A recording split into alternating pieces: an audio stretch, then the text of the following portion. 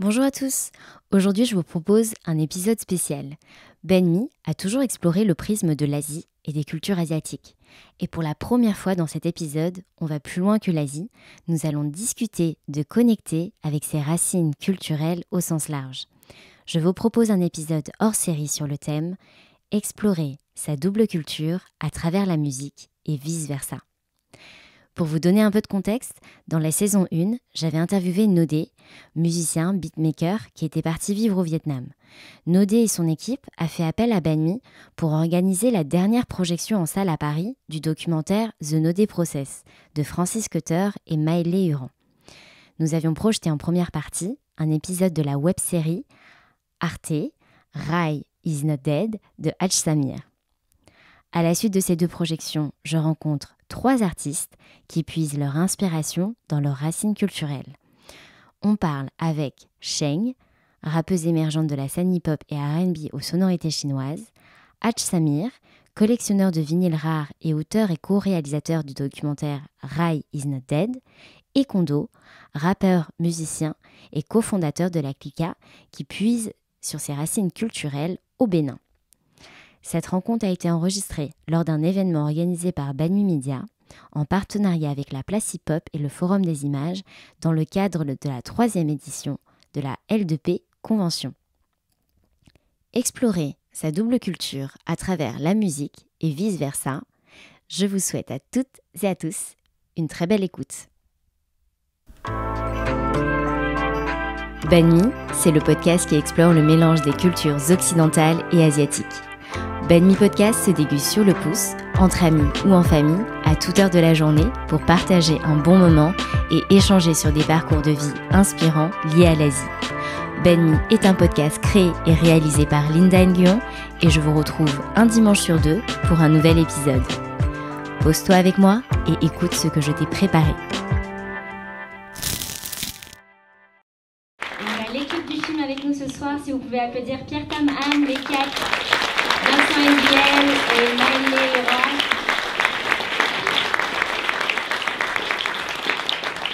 Alors on a travaillé ensemble avec l'équipe pour organiser cette projection, cette dernière projection.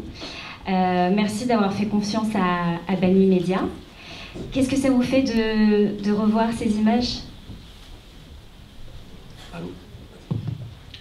Non, mais toujours un grand plaisir, en plus de voir autant de monde pour la dernière, ça fait toujours chaud au cœur, et de redécouvrir un peu sur grand écran avec un gros son, c'est toujours super agréable. Donc merci à tous d'être venus.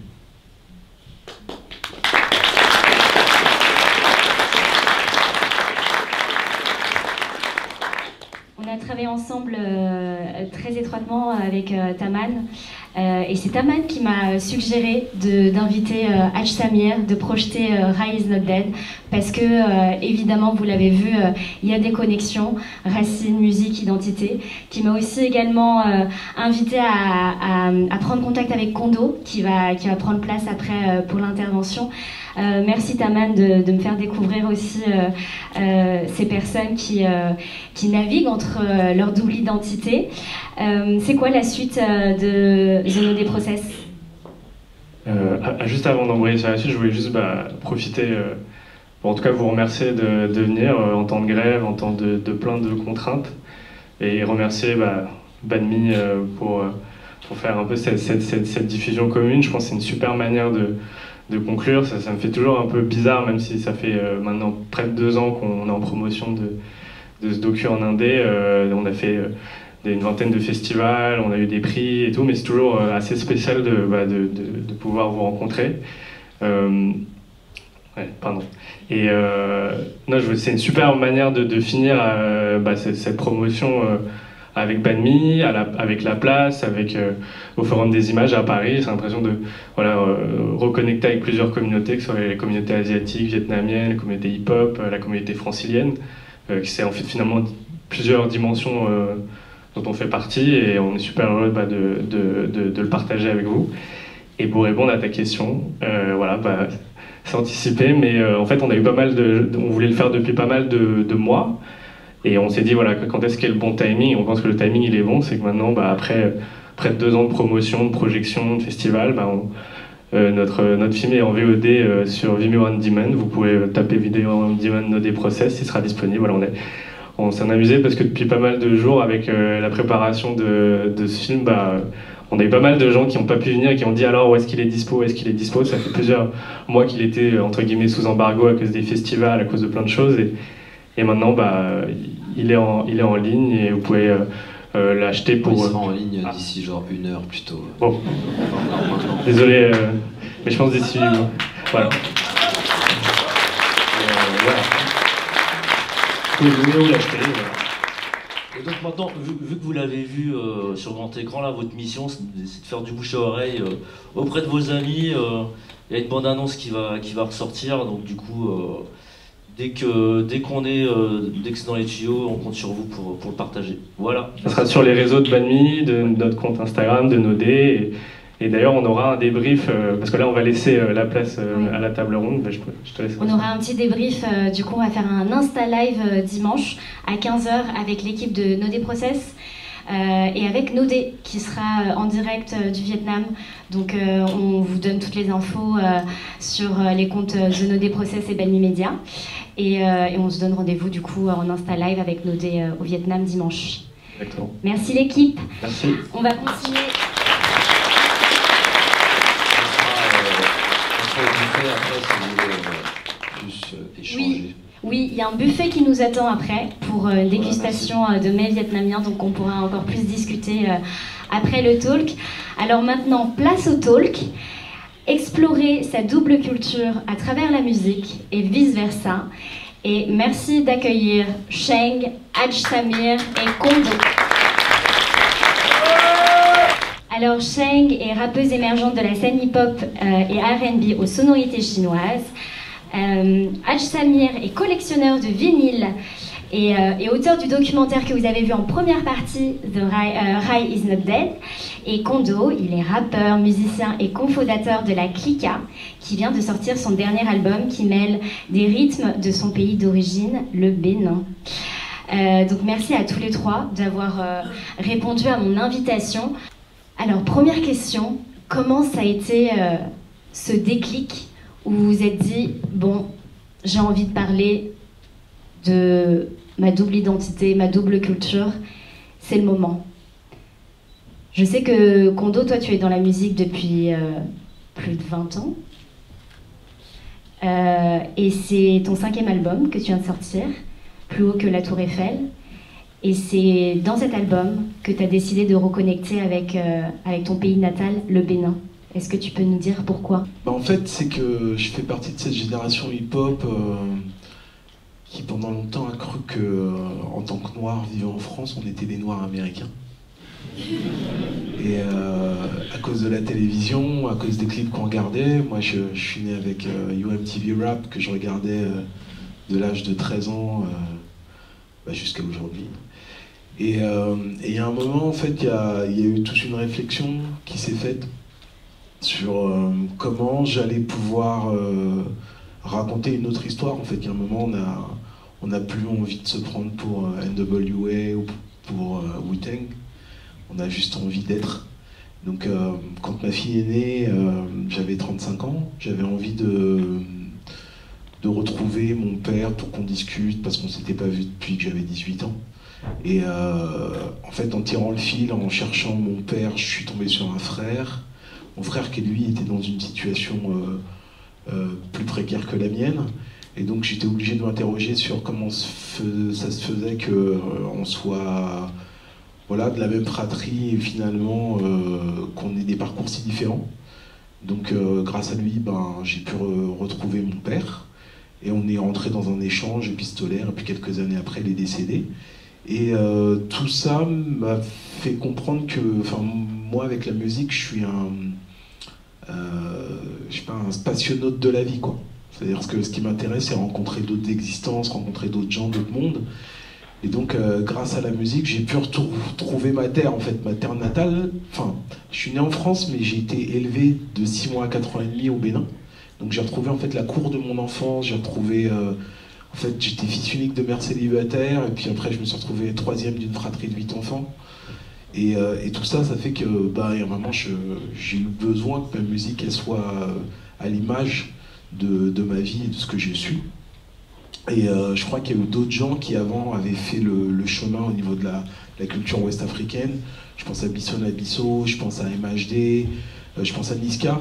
Des gens, pendant longtemps, j'ai regardé de travers, parce que je me disais, ouais, mais c'est pas le rap qu'on connaît, moi j'étais un puriste, hein, donc voilà, on a déjà une vision du rap qui était très rigoureuse, très droite, et puis en fait, je me suis rendu compte qu'en fait, c'était cette génération-là qui avait raison, c'est-à-dire de se dire qu'on se construit à travers qui nous a fait. Et moi, je reviens du Bénin cette année, après l'avoir lâché depuis 40 ans, avec cette phrase qui est tout le temps en moi, qui me dit mais moi je suis le fils de quelqu'un, et je sais de qui je suis l'enfant en fait. Et rien que ça, quand tu te balades dans ta culture avec cette force, et en fait, il y a quelque chose qui résonne mieux dans ton travail, et puis surtout dans ta rencontre à l'autre. Et toi, Samir, qu'est-ce qui a provoqué ce truc-là en toi de te dire je vais parcourir la France et l'Algérie pour aller rencontrer des gens et parler du rail?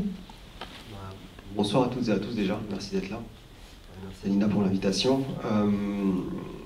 Ce qui m'a... Le déclic, je pense, ou en tout cas la confirmation, ça a été la disparition de mon papa, moi.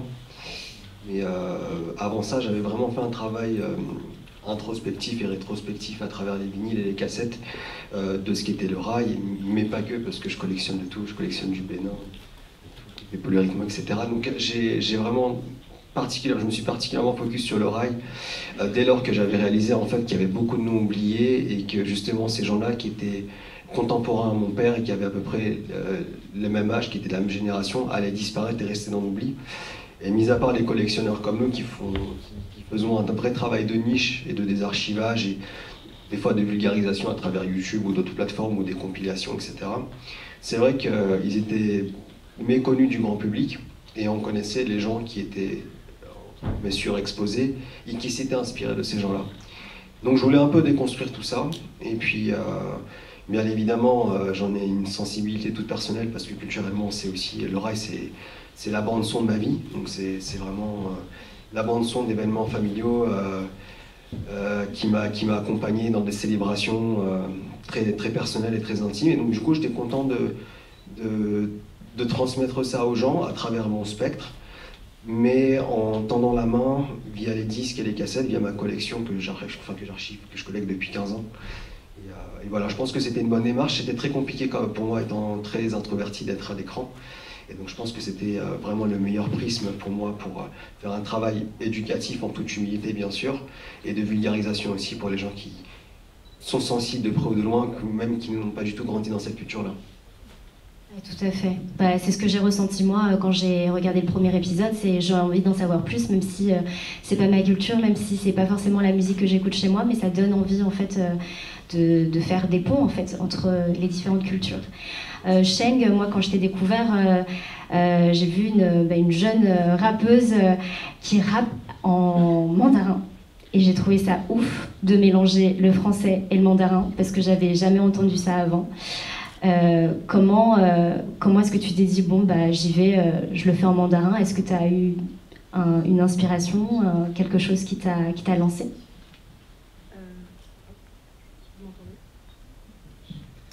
Bonsoir. Alors du coup, je pense que le principal déclic, il y en a eu plusieurs.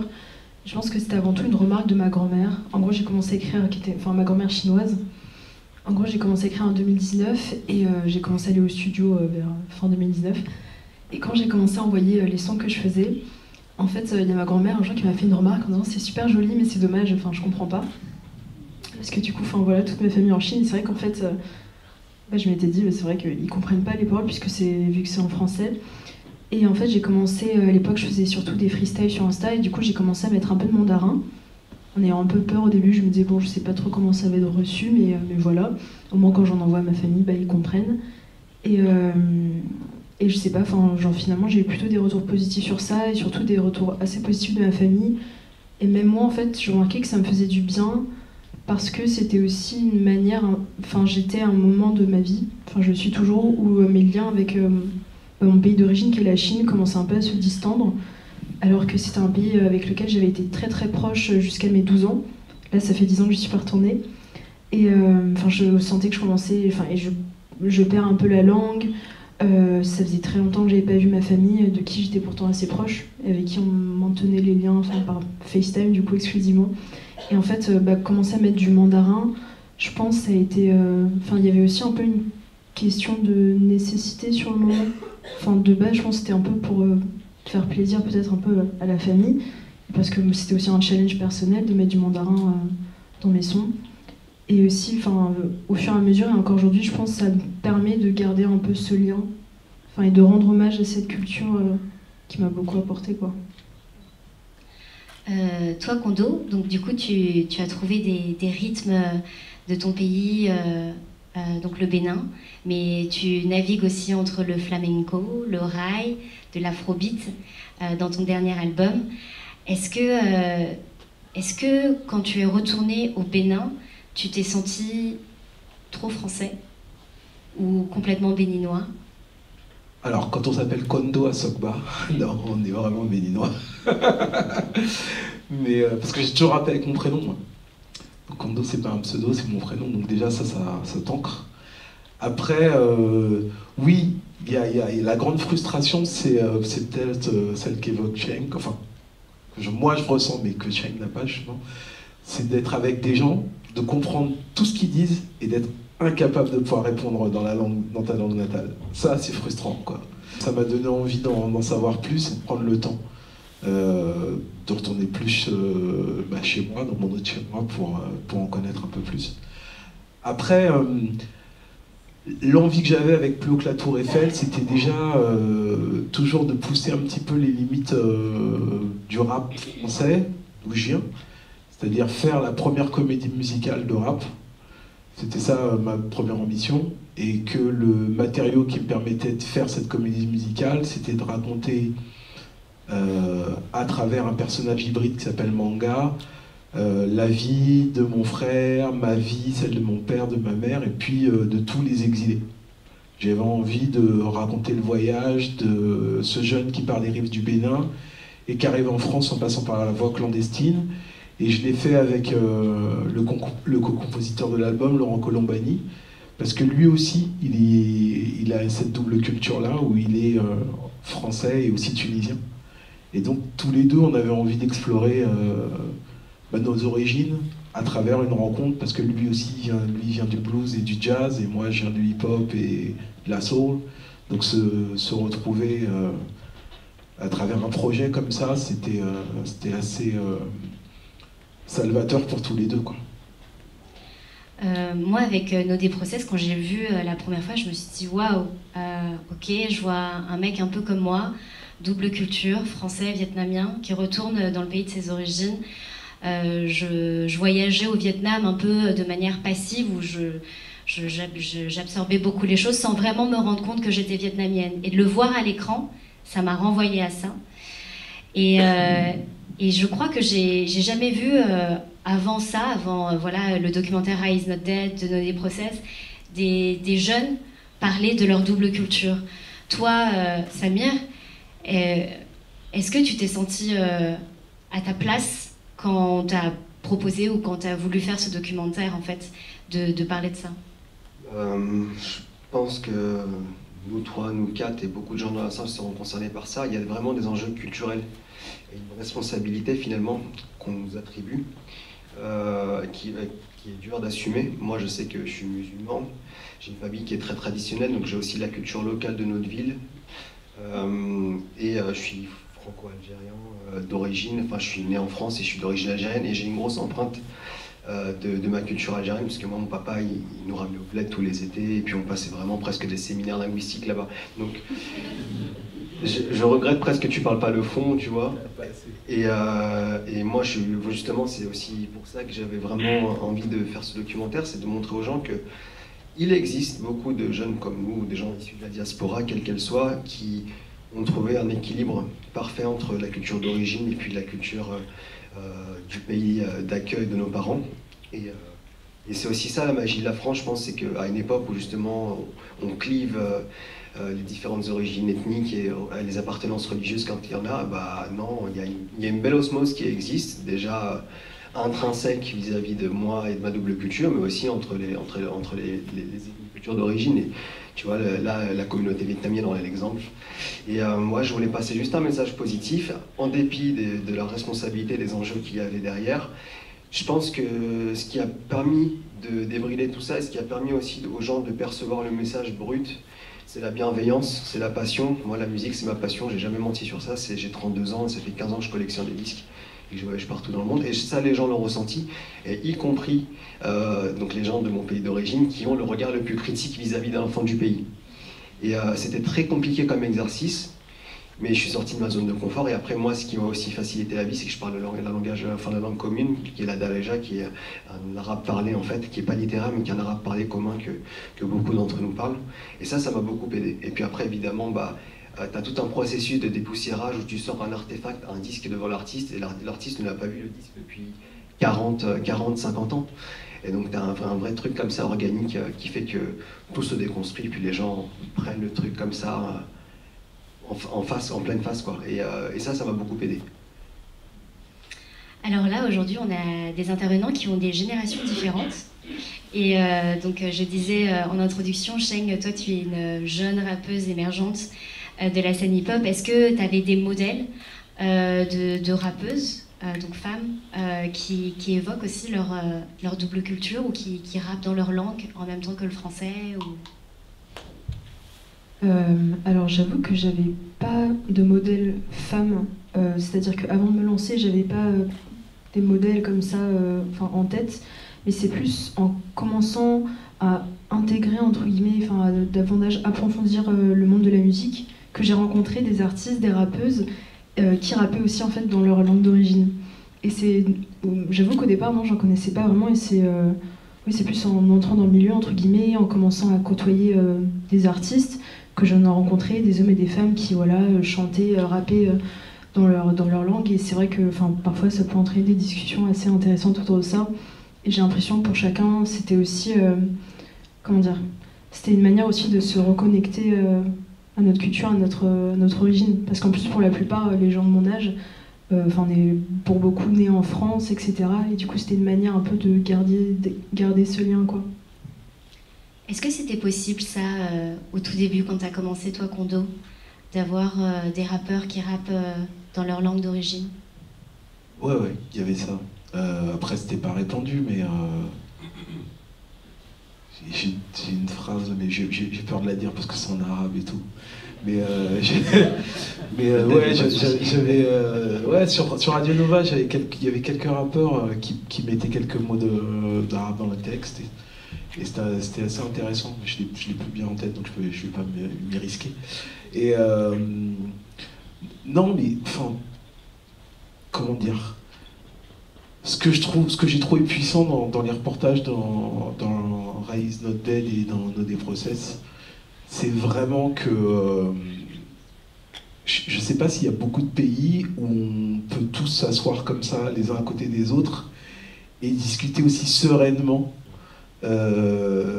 Des choses qu'on traverse, parce que pour le coup je me reconnais très bien dans No Day Process, et je me reconnais très bien dans Rise Not Dead, c'est-à-dire que c'est vraiment, en plus c'est drôle parce que c'est vraiment des musiques et des façons de penser, des façons d'être que j'ai dans ma vie de tous les jours. C'est-à-dire Rise Dead, en fait tout ce qu'il a dit là, on l'a vécu, moi je l'ai vécu, c'est ma génération, donc j'ai vu ce phénomène-là émerger, mes copains ils écoutaient ça, je sais qui. Sur l'album d'avant, j'avais fait un morceau qui s'appelait Comme des particules, je racontais ma rencontre avec Rachita dans la rue comme ça un soir. Tout ça fait partie de notre quotidien en France quand même. C'est pas aussi clivé qu'aux États-Unis. Et puis quant à No Day Process, ce qui est fou, c'est qu'il y a quand même un langage qui est universel, c'est le langage musique. C'est assez fou quand même, et même le langage hip-hop. Parce que je me souviens d'être une fois arrivé à Lorient, j'étais avec ma fille en vacances, et je suis dans un Airbnb, et puis il y a un mec qui a une trentaine d'années, et il me regarde et me fait « T'es pas content toi de la clica ?» Et je lui dis « Ouais. » Et j'ai passé mes meilleures vacances, donc j'étais chez le propriétaire, après il m'a emmené, voilà, c'était un breton quoi, qui m'emmène chez ses parents. Après il y avait un autre pote à lui qui faisait du rap, s'appelait Titan Galsen, on est allé manger chez lui, c'est un Sénégalais qui rappait, qui était breton aussi, enfin... Je veux dire qu'il y a quand même un truc à travers cette musique, ou bien les musiques, qui est assez universel, quoi. Et enfin, quand même, la langue musicale, moi, il y a un truc qu'on m'a appris longtemps, c'est que 70% du langage est non-verbal. Et ça s'expérimente à travers tout ça, quoi. Samir, toi, tu as traversé la France, tu es allé de Barbès, Lyon, Marseille. Vous verrez la suite de Rise Not Dead, du coup, qui est disponible sur Arte, jusqu'en Algérie, à Oran, et dans ton village, dans le village de ta grand-mère. Ouais. Comment tu as trouvé les gens que tu as rencontrés face aux mutations du rail, à l'hybridation du rail? C'est comme dans le hip-hop, il y a des guerres de clans, en fait. Et tu as des guerres intergénérationnelles. Et c'était intéressant de voir, en fait, ce qu'on reprochait aux pionniers de l'époque, c'est d'apporter une exclusivité ou une innovation sonore avec un nouvel instrument qui venait de l'héritage colonial ou une nouvelle technique de chant. Et finalement, l'autotune est blâmée de la même manière aujourd'hui. Et c'est assez marrant. Et puis, finalement... Ce qui est aussi intéressant, c'est de faire le parallèle entre ce qui est devenu le rail d'un point de vue industriel et aussi technologique avec l'autotune qui est vraiment devenu la colonne vertébrale du processus de création. Et c'est ce qu'on peut voir aussi dans ce que je déteste comme catégorie, mais comme la pop urbaine. Et pour citer Jul ainsi que d'autres artistes, l'autotune est vraiment omniprésent dans les sons d'aujourd'hui, dans le processus créatif. Évidemment, il y a toujours des exceptions, et je parle de généralité là pour grossir les traits. Mais c'était intéressant en fait d'avoir un peu ce choc générationnel, et en même temps, à contrario, voir que justement la jeunesse se met au goût du jour, elle se structure, il y a beaucoup de studios amateurs qui pop-up un peu partout dans le pays, tout le monde veut devenir ingénieur du son, tout le monde est autodidacte, et je trouvais ça vraiment intéressant parce que finalement, comme je le dis très souvent aux gens, mis à part les gens qui sont issus de la diaspora, on n'est pas connu pour être le pays le plus touristique, les Algériens. Bon, mais en tout cas, je voulais vraiment que les gens aient un baromètre objectif de ce qui se passe actuellement. Et vous le découvrirez peut-être si vous êtes assez curieux. Je parle du rail, mais je parle aussi beaucoup de genres plus urbains qui corrèlent un peu avec ce qui s'est passé dans le hip-hop des années 90 avec Alger, qui descendent un peu naturellement de ça. Et donc du coup, ouais, c'était intéressant pour moi de voir ce choc intergénérationnel, mais en même temps l'évolution. Parce que, par exemple, là, le rail 2.0, c'est pas forcément quelque chose que je consomme moi, mis à part dans un cadre festif, mais c'est vraiment très occasionnel, quoi. Je suis plus un mec des vinyles, etc. Je suis plus dans ce truc-là, dans une période 70-80. Et donc c'était intéressant quand même de redécouvrir ça, moi, à ma sauce, et puis le faire découvrir aux gens. Sheng, toi tu disais, tu as commencé à rapper en chinois pour ta famille, pour qu'en fait ils puissent comprendre ce que tu dis dans tes chansons. Comment ça a été pris justement dans ta famille en Chine, le fait que tu rappes? Est-ce qu'ils aiment le rap? Est-ce qu'ils ont compris ton message quand tu rappais en chinois? Alors je pense que ma famille ne savait même pas c'était quoi le rap. Genre, et comment ça a été pris? En soi, ça a plutôt bien été pris. Surtout que, dans ma famille, en soi, c'est pas des personnes qui écoutaient énormément de musique. Je me souviens quand j'étais en Chine, si, ils écoutaient beaucoup de musique, mais il y avait souvent en fond sonore qui étaient les chants bouddhistes. Même, en France, ma mère, elle écoutait énormément de chants bouddhistes. Et non, ça a été plutôt bien pris. Je pense qu'ils n'ont jamais, et là encore aujourd'hui, ils comprennent pas trop ce que c'est le rap, mais ils aiment bien. Ils disent bon, c'est chanté, ça va. On aime bien tes paroles. Mais ça a été bien pris parce que, franchement, dans ma famille, il n'y a aucun artiste. Il y a eu un peu des carrières artistiques qui ont été avortées parce que, par exemple, ma grand-mère, ma maman, quand elle était jeune, elle avait eu une opportunité pour se lancer dans une carrière musicale en Chine. Et mes grands-parents avaient refusé parce que les temps en Chine, à ce moment-là, était très très dur. C'était une famille assez pauvre et... il y avait ce côté où les études c'était vu comme un moyen un peu le plus sûr entre guillemets de s'émanciper, de s'élever socialement, de gagner de l'argent quoi. Et alors que la musique c'était vu comme étant quelque chose de très périlleux. Et donc je pense que ça a été accueilli plutôt favorablement et ils sont oui, heureux pour moi de voir que là aujourd'hui, je pense que je suis quand même une des générations, enfin je fais partie de la génération de chanceux entre guillemets quand je vois les conditions dans lesquelles ma maman ou même mes grands-parents, mes arrière-grands-parents, ils ont vécu. Et donc ils sont heureux que moi j'ai cette chance en fait de pouvoir faire la musique, quoi, contrairement à eux. Kondo, quand toi tu es retourné au Bénin, ça faisait plusieurs années que... 40 ans, ouais. 40 ans. Comment on t'a accueilli là-bas? Est-ce que tu as eu un choc des cultures? Non. Enfin, est-ce que j'ai eu un choc des cultures? Alors c'est très étrange parce que c'est une succession d'événements qui donnent le sentiment que tout était écrit. Alors, je résume. Donc c'est pas très... J'ai du mal à résumer tout ça, mais en gros, à partir du moment où je fais la démarche de parler à mon père et d'écrire à mon père et de se parler au téléphone, donc je me retrouve 3e de cette fratrie de 8 enfants. Au moment où il décède, quelque part, moi j'étais déjà pacifié. Donc j'ai envie de dire, les choses avaient été dites et faites. Et puis s'amorce une procédure de divorce, et donc je me retrouve un peu seul dans la vie face à une famille où il y a une fratrie, il y a du monde. Et je regarde le ciel et je dis, mais putain, j'en ai marre d'être tout seul, quoi. Et là, en fait, mon frère m'appelle pour me dire, mais en fait, c'est là où il m'apprend, en fait. Il me dit, ouais, non, mais t'es le 3e, on est 8 dans la famille et tout. T'inquiète pas, t'es pas tout seul. Donc déjà, ça, c'est un premier truc. Après, quand je vais au Bénin, donc je contacte en fait mon ancien manager, Arnaud Unjo, et lui il me dit, non, mais moi, je vis au Bénin déjà depuis 2 ans. Il me dit, si t'as besoin, je te file un coup de main pour réaliser tes clips et tout. Moi, ce qui était important pour moi, c'était pas tant de faire mes clips, mais surtout de retourner sur ma terre natale, et puis d'aller dire bonjour à mon oncle, m'occuper de la tombe des grands-parents, etc. On y va, on fait ça, et puis finalement, il me dit, ouais, mais moi je travaille avec des gens qui sont dans l'audiovisuel, Kondo, enfin le Bénin, ça a bougé sur ces 5 dernières années, t'imagines pas. Donc j'y vais, et j'arrive, effectivement, je vois une Afrique de l'Ouest qui est en ADSL2, qui n'est pas encore en haut débit, mais qui n'est pas long. Et justement, j'attends ça, j'attends le haut débit sur le Bénin et l'Afrique de l'Ouest et tout. Et donc, Arnaud me fait travailler avec une équipe locale, et ils sont tous de la génération YouTube.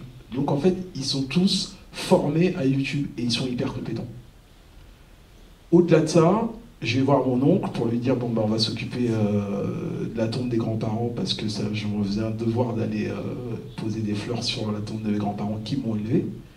Et donc quand j'arrive avec Arnaud, il me dit, mais en fait, la mère d'Arnaud, c'est ta tante, c'est ta grande-tante, vous partagez le même sang. Donc en fait, lui et moi, on est cousins depuis... on est potes depuis 15 ans, mais on ne le savait pas que vous étiez cousins, quoi. Enfin, vraiment. Donc déjà, le premier truc. Après, le jour où je pars au Bénin, mon meilleur ami, à qui j'ai donné le nom de mon personnage principal, Manga, part le même jour que moi. Genre 2 heures avant. Donc en fait, on se retrouve au pays au même moment pour finalement raconter un bout de cette histoire dans lequel je l'ai immortalisé, dans lequel en fait toutes nos énergies elles sont arrivées et elles ont convergé, quoi.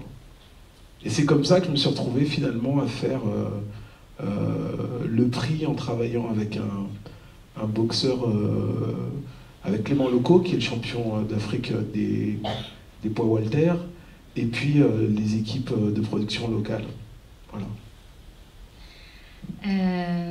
Samir, toi tu es collectionneur de vinyles et de cassettes rares. On est tous les 4 issus de parents qui ont migré de leur pays d'origine pour venir en France. Et je ne sais pas s'ils partagent ça comme moi, mais eux, ils se voient dans l'avenir, en fait. Faire des choses pour aller plus loin dans l'avenir. Est-ce que c'était pas bizarre pour tes parents que tu ailles diguer des choses du passé? Écoute, mon père le faisait déjà à son échelle, lui, modestement, avec ses moyens. moi j'ai des souvenirs de mon père et moi allant au collège et il me faisait écouter du Dahman Harachi, enfin, du Shaabi algérois, etc. Donc c'est lui justement qui m'a plutôt ouvert les portes.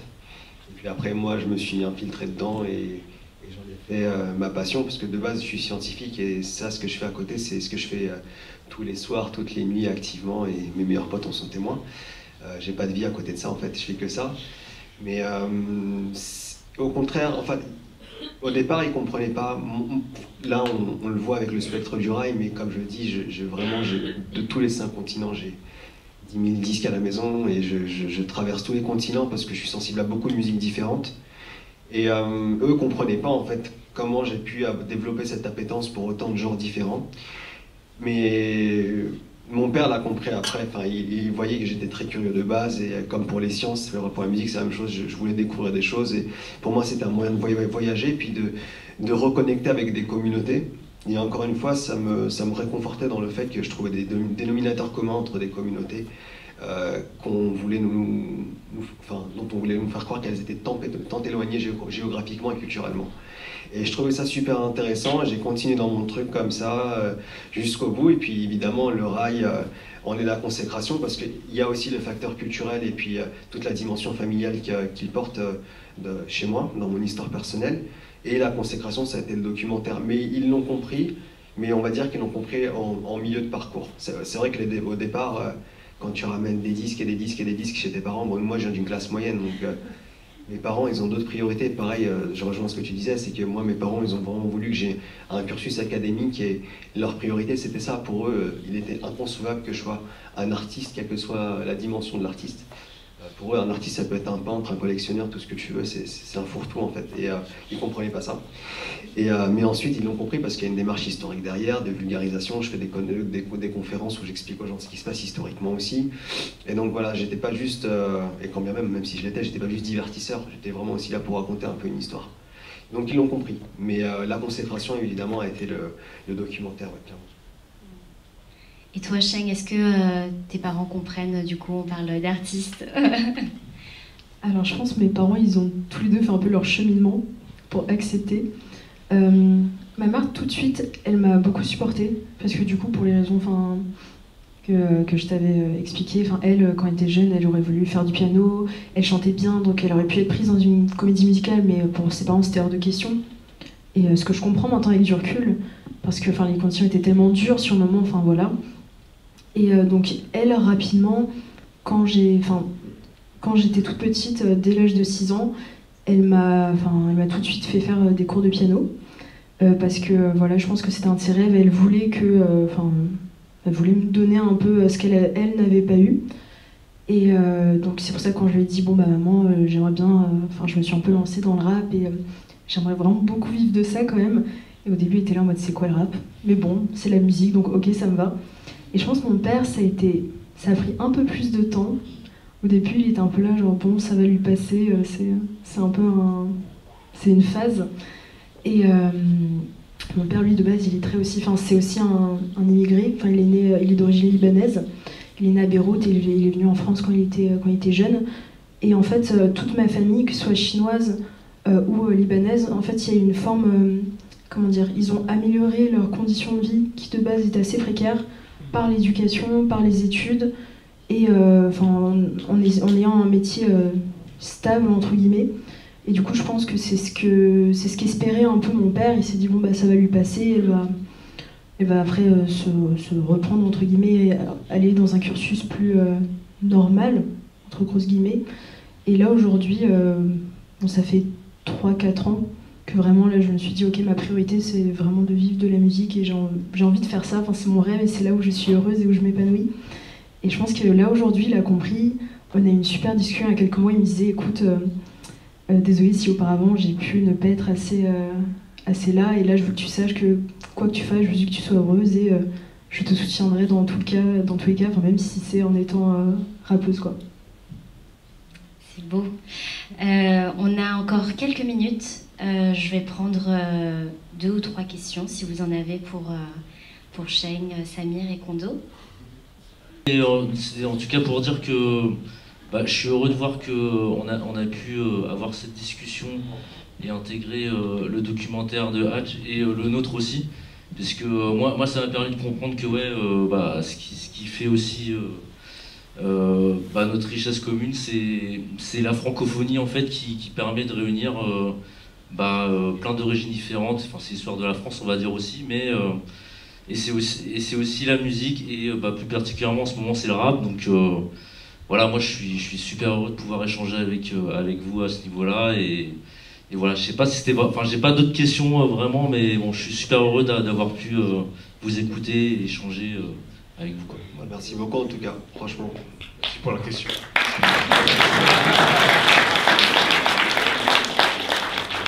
Bonsoir.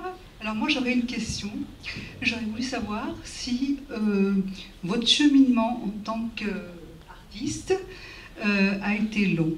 Est-ce que vous avez pris conscience que vous étiez un artiste très tôt, ou alors est-ce que ça a mis beaucoup de temps?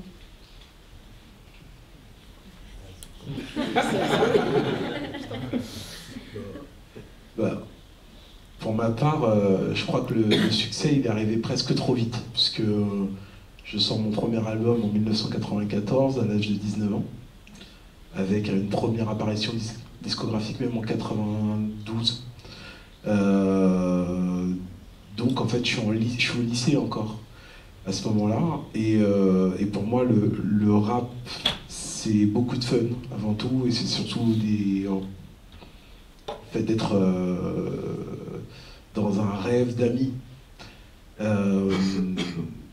Il aura fallu que je m'interroge sur l'histoire du rap, d'où ça vient, comprendre que c'était une musique qui avait pris racine dans la déportation africaine sur le territoire américain, pour me rendre compte que finalement ce rap-là vient de chez moi, en fait.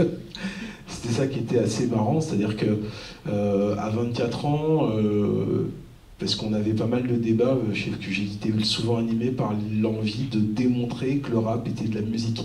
Parce que pendant près de 15 ans, 20 ans, on disait que le rap c'était juste l'expression des jeunes de banlieue, mais on ne comprenait pas que c'était un rapport rythmique, un rapport à la musique claire, un rapport harmonique, tout ça c'est là. Et donc il fallait démontrer ça, et c'est ça qui a fait que j'ai commencé à faire un parallèle entre le rap et le jazz, ensuite faire des conférences, devenir un chercheur de ma musique, en même temps qu'un acteur de ma musique. Après avoir fait ça, j'ai travaillé à l'ARIAM Île-de-France pour former des professeurs à cette pratique-là. Je suis devenu professeur moi-même pendant 9 ans au Conservatoire de Puteaux, depuis 4 ans au Conservatoire régional de Cergy-Pontoise. Et pour moi, en fait, toute cette pédagogie-là, elle a été le fruit d'un cheminement de passionné, comme toi tu peux l'avoir, entre autres, et puis comme toi aussi, je suppose. C'est d'abord le fruit d'une passion, mais cette passion-là, il fallait la crédibiliser, et donc c'est au moment où j'ai fait le choix de faire ce que des gens avant moi avaient fait comme choix. Je pense à Charlie Parker, je pense à Miles Davis, pour le coup, c'est-à-dire qu'il y a un moment, je me suis dit, il va falloir qu'on porte un peu notre sac à dos, qu'on prenne le bâton de pèlerin et qu'on aille expliquer aux gens ce qu'on fait, et qu'on le fasse bien. Et c'est à ce moment-là, je pense que je suis rentré en cheminement démarche, et je suis passé d'artiste, de passionné à artiste à transmetteur de relais, et ça fait 30 ans que ça dure. Je vous remercie. Mais moi, j'aurais bien aimé savoir ce qu'il en est pour la nouvelle génération. Moi, je trouve ça hyper intéressant, comment dire, un peu la distinction que tu fais entre passer de passionné à artiste, parce que, comment dire, moi je pense que ça a mis beaucoup de temps, et c'est très récent, comment dire, c'est-à-dire qu'en fait, moi je viens d'une famille, d'un lieu où on n'écoutait pas beaucoup de musique. Ma mère, comme j'ai dit, elle écoutait beaucoup de chants bouddhistes, mais c'est tout. Et c'est vraiment, donc c'est très tardivement, là je viens d'avoir 23 ans, mais ça met 18 ans où j'ai découvert le rap. Et en fait, c'est en entrant à la fac, et je me suis fait un groupe de potes en fait, qui écoutaient que ça, qui en soirée à chaque fois faisaient des freestyles, il y en a qui avaient déjà sorti des sons. Et quand je leur ai dit que je connaissais juste pas grand chose, ils m'ont dit mais quoi? Et genre, ils ont commencé à tout me faire écouter. Et ça a été incroyable. Enfin, pour ça, mes 18 ans, c'était assez marquant parce que du coup, c'était... j'aime pas cette expression, ça fait très neuneux, mais c'était un peu le coup de foudre, entre guillemets. Et je passais ma vie, je regardais plein de clips, j'écoutais plein de sons, genre la nouvelle génération, l'ancienne génération, parce que je connaissais rien.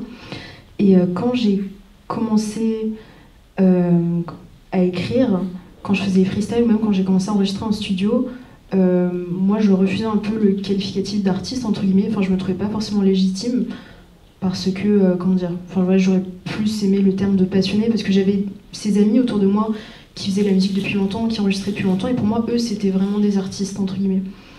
Et même quand... là, ça fait un an et demi que j'ai été signée en label, et même à ce moment-là, je me disais... j'avais du mal avec le qualificatif d'artiste et même de rappeuse. Et je pense qu'il y a eu un peu un moment de déclic où, l'été dernier, pendant 2 mois, j'ai pas réussi à écrire. C'était un peu la page blanche, et j'allais pas super bien. Et je me posais beaucoup de questions, justement, je me disais, mais est-ce que, en fait, je suis vraiment légitime à continuer, entre guillemets, oui, est-ce que je suis légitime d'être, justement, artiste ou quoi? Et finalement, j'ai décidé que oui, et du coup, voilà. Mais ça a été un cheminement un peu en ascenseur émotionnel. En tout cas, merci pour vos questions. Merci d'avoir été là ce soir. On est obligé d'arrêter la conversation parce qu'on doit rendre la salle, mais on peut la continuer à l'espace bar où nous attendent des dégustations vietnamiennes avec 3 restaurants qui sont partenaires avec Banmi ce soir, qui sont Banoi, Big Boss et Ngọc Xuyen. Et je tiens à remercier vraiment de tout cœur Sheng qui a été là. C'est la 2e fois qu'on fait ça ensemble. Kondo, merci pour la confiance, et Samir également, et merci pour le documentaire.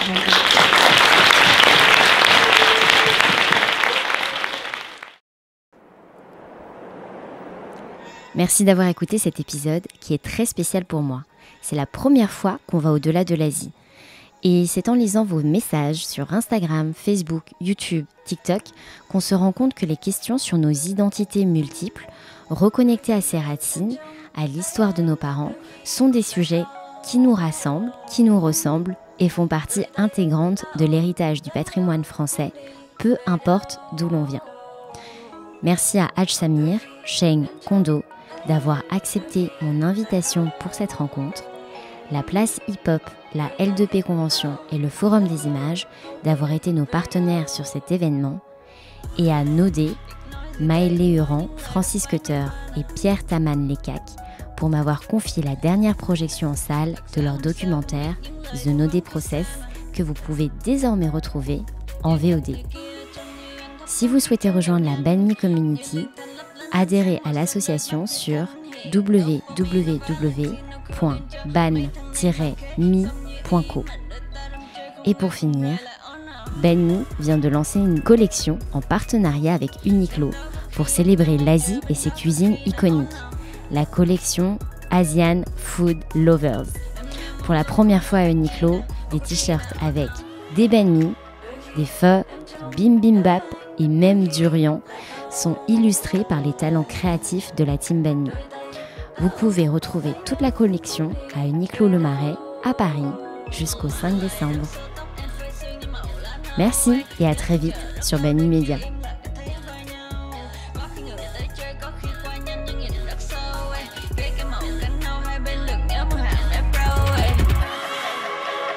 Đó chỉ là cuộc buffet cho em. Có khi em ghé fan chơi game.